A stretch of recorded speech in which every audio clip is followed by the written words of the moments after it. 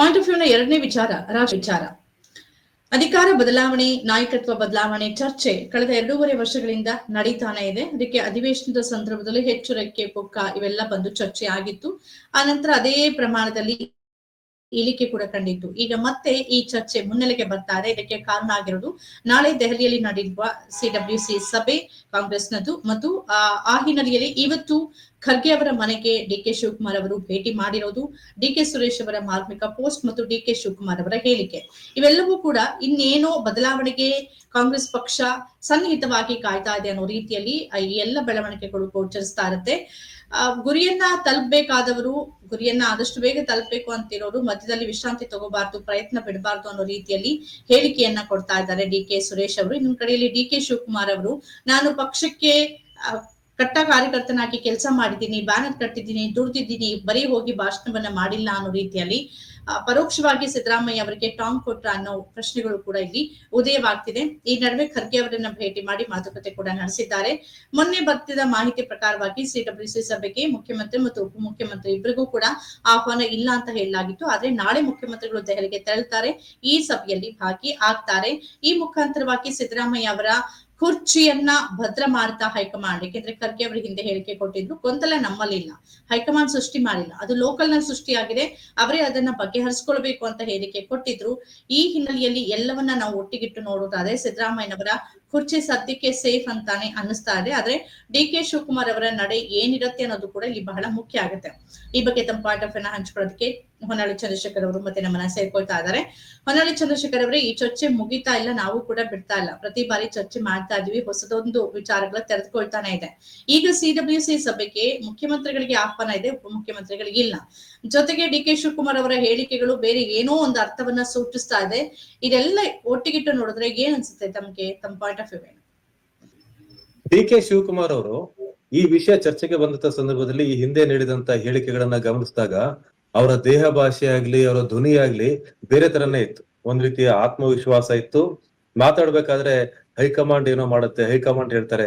ಯಾವಾಗ ಅದು ಬೆಳಗ್ಗೆ ತಿಂಡಿಗೆ ಉಪಹಾರಕ್ಕೆ ಅವ್ರ ಮನೆಗೆ ಇವ್ರ ಮನೆಗೆ ಹೋದ್ರು, ಆ ಸಂದರ್ಭದಲ್ಲಿ ಅವರಿಬ್ರು ಮೀಡಿಯಾ ಮುಂದೆ ಮಾತಾಡ್ಬೇಕಾದ್ರೂ ಸಹ ಡಿ.ಕೆ. ಶಿವಕುಮಾರ್ ಅವರ ದೇಹ ಭಾಷೆ ಮತ್ತೆ ಧ್ವನಿಯಲ್ಲಿ ಒಂದ್ ರೀತಿಯ ಆತ್ಮವಿಶ್ವಾಸ ಕಾಣ್ತಾ ಇತ್ತು. ಸಿದ್ದರಾಮಯ್ಯವರು ಹೇಳ್ತಾ ಇದ್ರು, ಹೈಕಮಾಂಡ್ ಹೇಳಿದಾಗೆ ಕೇಳ್ತೀವಿ, ನಾವಿಬ್ರು ಕೇಳ್ತೀವಿ ಅನ್ನೋಂತ ಮಾತನ್ನ ಅವರು ಹೇಳ್ತಾ ಇದ್ರು, ಇವರು ಹೇಳ್ತಾ ಇದ್ರು.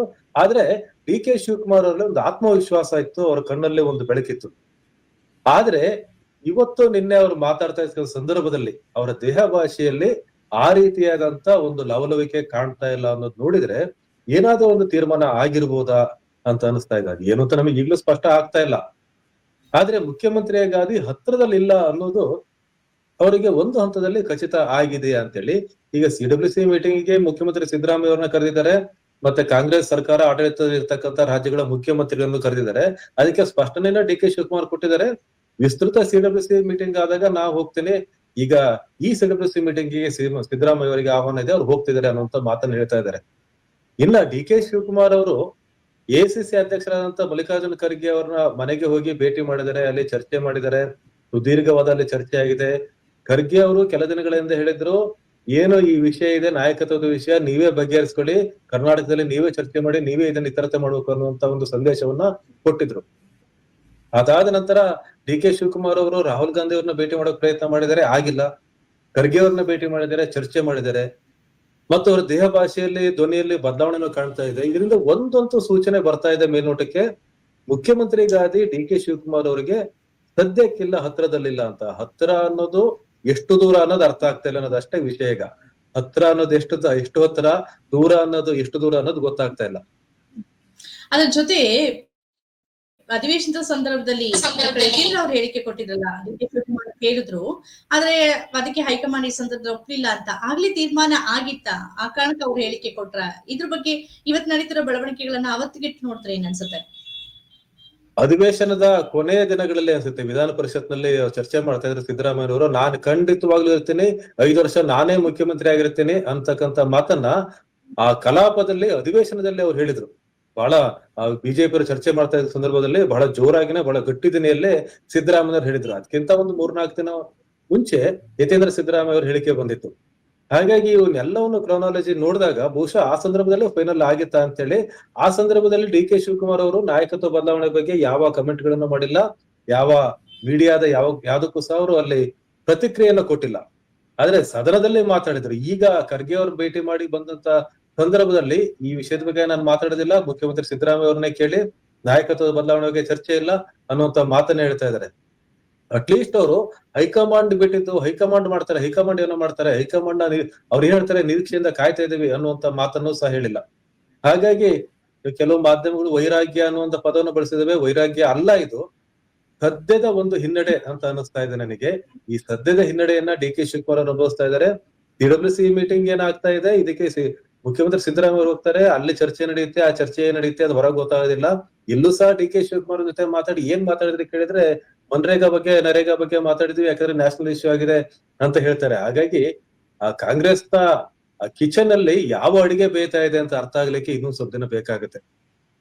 ಏನ್ ಅನ್ಸುತ್ತೆ ನಿಮ್ಗೆ ಅಂದ್ರೆ ಹೈಕಮಾಂಡ್ ಒಂದು ಅಸಹಾಯಕತೆಗೆ ಬಿತ್ತ? ಎಲ್ಲೂ ಕೂಡ ಸಿದ್ದರಾಮಯ್ಯನವರು ನಾನು ಅಧಿಕಾರ ಬೇಕು, ನಾನು ಉಳ್ಕೊಳ್ತೀನಿ ಅಂತ ಹೇಳಿದ್ರೆ ಹೈಕಮಾಂಡ್ ತೀರ್ಮಾನಕ್ಕೆ ಬಿಟ್ರು ಅವರು.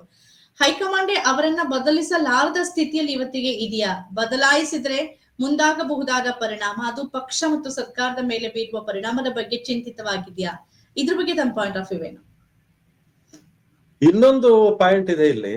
ಸಿದ್ದರಾಮಯ್ಯ ಅವರು ಮೈಸೂರಿನಲ್ಲಿ ಅಹಿಂದ ಸಮಾವೇಶವನ್ನ ಮಾಡಕ್ ಹೊರಟಿದ್ದಾರೆ.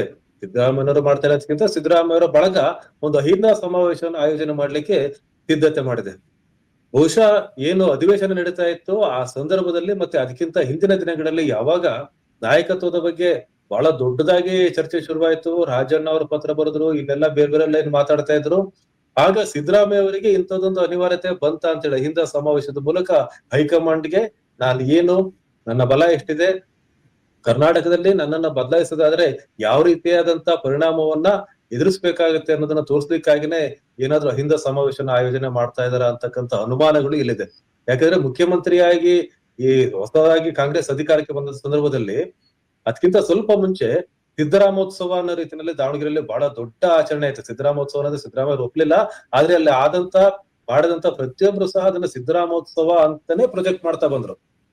ಹಾಗಾಗಿ ಈಗ ಏನು ಅಹಿಂದ ಸಮಾವೇಶ ಮಾಡಕ್ ಹೊರಟಿದ್ದಾರೆ, ಇದು ಸಿದ್ದರಾಮೋತ್ಸವ 2.0 ಅಂತಕ್ಕಂಥ ಅನುಮಾನ ಬರ್ತಾ ಇದೆ. ಇದ್ರ ಮೂಲಕ ಸಿದ್ದರಾಮಯ್ಯ ಮೆಸೇಜ್ ಕೊಡಕ್ ಹೊರಟಿದ್ದಾರೆ ಅಂತ ಗೊತ್ತಾದಾಗ ಡಿ ಕೆ ಶಿವಕುಮಾರ್ ಅವರ ಭಾಷೆಯಲ್ಲಿ ಧ್ವನಿಯಲ್ಲಿ ಬದಲಾಯ್ತಾ, ಈ ಪ್ರಶ್ನೆಗೆ ಅವರೇ ಉತ್ತರವನ್ನು ಕೊಡ್ಬೇಕು. ಆದ್ರೆ ಆ ರೀತಿ ಆಗಿರೋದಂತೂ ನಿಜ ಅಂತ ಅನಿಸ್ತಾ ಇದೆ. CWC ಮೀಟಿಂಗಿಗೆ AICC ಮೀಟಿಂಗಿಗೆ ರಾಜ್ಯಾಧ್ಯಕ್ಷರನ್ನ ಕರೀತಾ ಇಲ್ಲ. ಬಹುಶಃ ಕಾಂಗ್ರೆಸ್ನ ಸಂವಿಧಾನ ಇದಕ್ಕೆ ಏನ್ ಹೇಳುತ್ತೆ ಏನೋ, ವಿಸ್ತೃತ CWC ಸಭೆ ಅಂತ ಹೇಳ್ತಾರೆ, ಅಲ್ಲಿಗೆ ಡಿ ಕೆ ಶಿವಕುಮಾರ್ ಅವರು ಹೋಗ್ಬೋದು. ಆದ್ರೆ ಖರ್ಗೆ ಅವ್ರನ್ನ ಭೇಟಿ ಮಾಡಿ ಬಂದ ನಂತರ ಖರ್ಗೆ ಅವರು ಒಬ್ಬ ತಂದೆಯ ಸ್ಥಾನದಲ್ಲಿ ನಿಂತು ಅವರಿಗೆ ಸಮಾಧಾನ ಮಾಡೋ ರೀತಿನೇ ಕಾಣ್ತಾ ಇದೆ ಅಲ್ಲಿ. ಈಗ ಹುದ್ದೆ ಸಿಗೋದಿಲ್ಲ ಅಂತ ಖಚಿತ ಆದಾಗ ಡಿ ಕೆ ಶಿವಕುಮಾರ್ ಇಲ್ಲೇ ಪ್ರಯತ್ನ ಪಡ್ತಾರ ಅಥವಾ ಬೇರೆ ನಿರ್ಧಾರಗಳನ್ನ ತೆಗೆದುಕೊಳ್ಳೋ ಸಾಧ್ಯತೆಗಳು ಎಷ್ಟಿದೆ ಅಂತ ಅನ್ಸುತ್ತೆ ಹೊನ್ನಾಳಿ ಚಂದ್ರಶೇಖರ್ ಅವರೇ?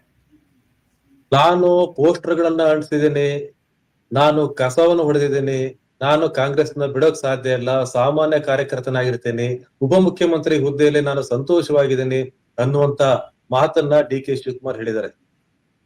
ಡಿ ಕೆ ಶಿವಕುಮಾರ್ ಇದನ್ನ ಹೊರತುಪಡಿಸಿ ಇನ್ನೊಂದು ಬೇರೆ ಯೋಚನೆ ಮಾಡ್ತಾರೆ ಅಂತ ಈ ಕ್ಷಣಕ್ಕೂ ನನಗೆ ಅನಿಸ್ತಾ ಇಲ್ಲ. ಯಾಕಂದ್ರೆ ಇನ್ನೊಂದು ಜಾಗ ಅವರಿಗೆ ಕರ್ನಾಟಕದಲ್ಲಿ ಇಲ್ಲ.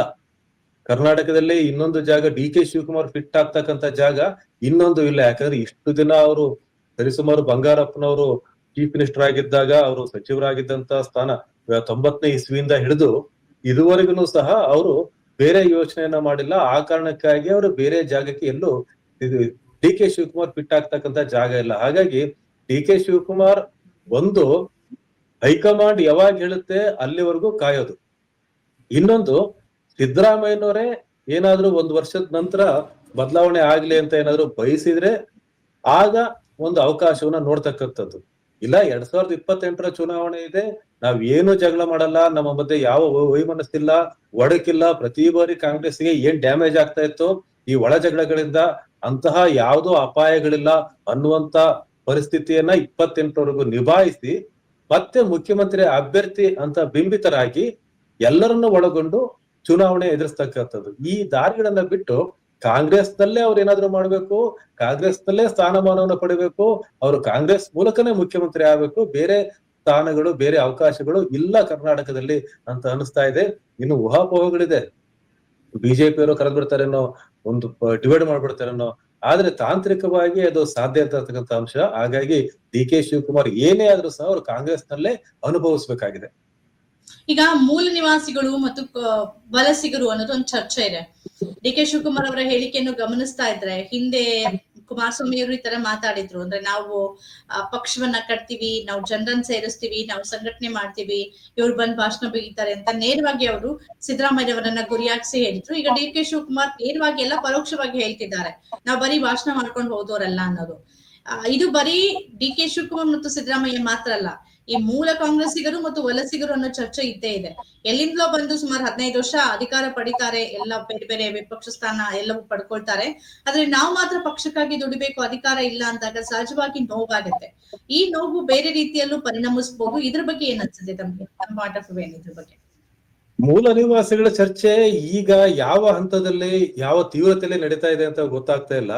ಆದ್ರೆ ಮೂಲ ನಿವಾಸಿಗಳ ಚರ್ಚೆಯನ್ನ ಕೇವಲ 5 ವರ್ಷ, 10 ವರ್ಷ, 15 ವರ್ಷಕ್ಕೆ ಸೀಮಿತ ಮಾಡೋ ಬದಲು ಏನಾದ್ರೂ ಮೂಲ ನಿವಾಸಿಗಳ ಚರ್ಚೆಯನ್ನ ಒಂದು 50 ವರ್ಷಕ್ಕೆ ತೆಗೆದುಕೊಂಡು ಹೋದ್ರೆ, ಕರ್ನಾಟಕ ಕಾಂಗ್ರೆಸ್ ಬೇರೆ ಅಲ್ಲ, ರಾಜ್ಯ ದೇಶದಲ್ಲ, ಅಲ್ಲಿಗೆ ತಗೊಂಡು ಹೋದ್ರೆ ಮೂಲ ನಿವಾಸಿಗಳು ಯಾರು ಮತ್ತು ವಲಸೆ ಬಂದವರು ಯಾರು ಅಂತಕ್ಕಂಥ ಚಿತ್ರಣ ಏನಿದೆ ಅದು ಪೂರ್ತಿ ಬೇರೆ ಪಿಕ್ಚರ್ ಅನ್ನೇ ಕೊಡುತ್ತೆ.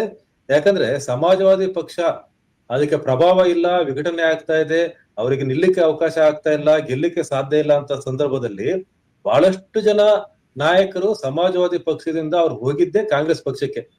ಎಷ್ಟು ಜನ ಮುಖ್ಯಮಂತ್ರಿಗಳಾದ್ರು ಸಮಾಜವಾದಿ ಪಕ್ಷದಿಂದ ಬಂದು ಕಾಂಗ್ರೆಸ್ ಅಲ್ಲಿ?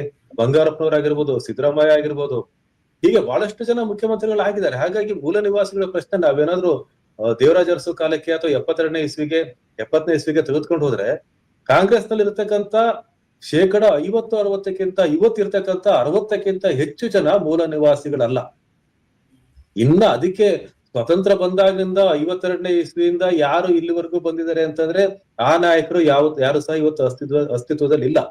ಹಾಗಾಗಿ ಈಗ ಕಾಂಗ್ರೆಸ್ನ ಬಗ್ಗೆ ಒಲವಿರ್ತಕ್ಕಂಥ, ಅಭಿಮಾನ ಇರ್ತಕ್ಕಂಥ ಬೇರೆ ಬೇರೆ ಸಮಾನ ಮನಸ್ಕ ಪಕ್ಷಗಳಿಂದ ಕಾಂಗ್ರೆಸ್ಗೆ ಬಂದವರೇ ಆಗಿದ್ದಾರೆ. ಹಾಗಾಗಿ ಮೂಲ ನಿವಾಸಿಗಳ ಪ್ರಶ್ನೆ, ನಾನು ಹುಟ್ಟಿದಾಗಿನಿಂದ ಕಾಂಗ್ರೆಸ್, ನಾನು NSUI ನಿಂದ ಕಾಂಗ್ರೆಸ್ ಅಂತ ಹೇಳ್ಕೊಳ್ಳೋರು ಮಾತ್ರ ಕೆಲವರು ಇದ್ದಾರೆ. ಇನ್ನು ಕಾಂಗ್ರೆಸ್ಗೆ ಬಂದು ಬಲವನ್ನು ಕೊಟ್ಟಂತ ನಾಯಕರು ಸಹ ಬಹಳ ಇದ್ದಾರೆ. ಹಾಗಾಗಿ ಈ ಮೂಲ ನಿವಾಸಿಗಳು ಮತ್ತು ಕಾಂಗ್ರೆಸ್ನ ಹೊರಗಿನಿಂದ ಬಂದವರು, ವಲಸಿಗರು ಅಂತಕ್ಕಂಥ ಚರ್ಚೆನಿದೆ. ಇದೇನಾದ್ರೂ ತೀವ್ರತೆಯನ್ನ ಪಡೀತು ಅಂತ ಅಂದ್ರೆ ಕಾಂಗ್ರೆಸ್ ನಲ್ಲಿ ಅದು ಬೇರೆ ತರದ ಬಿಕ್ಕಟ್ಟಿಗೆ ಕಾರಣ ಆಗ್ಬೋದು ಅಂತ ಅನ್ಸುತ್ತೆ. ಕಾದ್ನೋಣ ಈ ಬೆಳವಣಿಗೆಗಳನ್ನ. ಹೊನ್ನಾಳಿ ಚಂದ್ರಶೇಖರ್ ಅವರು ಈ ವಿಚಾರದ ಬಗ್ಗೆ ತಮ್ಮ ಪಾಯಿಂಟ್ ಆಫ್ ವ್ಯೂ ಇಷ್ಟೊತ್ತು ನಮ್ಮ ಜೊತೆಗೆ ಹಂಚಿಕೊಂಡು ಧನ್ಯವಾದಗಳು ತಮಗೆ. ನಮಸ್ಕಾರ. ನಮಸ್ಕಾರ.